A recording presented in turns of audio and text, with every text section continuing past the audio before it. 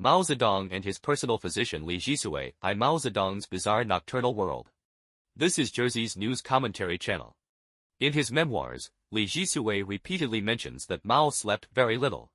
As a physician, Li recorded symptoms but avoided making psychological judgments lightly. Yet Mao Zedong was not suffering from occasional insomnia. He lived for long periods in a state of extreme nocturnal vigilance, one from which he could not disengage.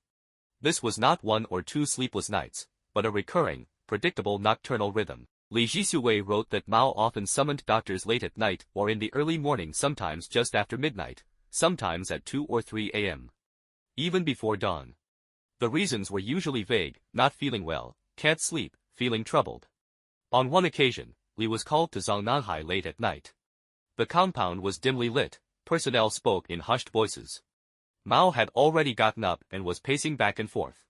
His steps were not hurried, yet he seemed unable to stop. During the conversation, he repeatedly interrupted to ask the time. What time is it now?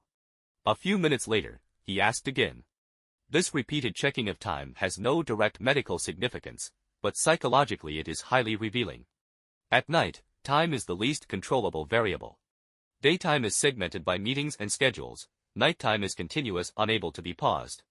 Li also noticed Mao's extreme sensitivity to sound at night.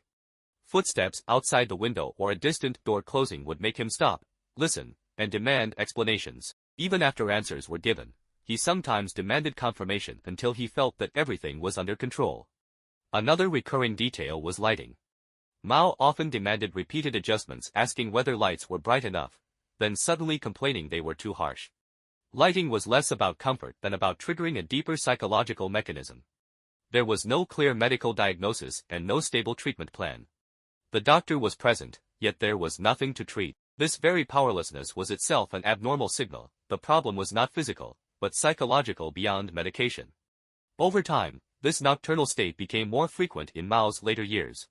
Aging, declining energy, unresolved succession issues, and the weakening effect of daytime affirmations of power all made the nights longer and more dangerous. Seen this way, Mao's insomnia was not a personal quirk but a structural psychological problem. When power is highly concentrated and institutional buffers are absent, wakefulness itself becomes a form of vigilance.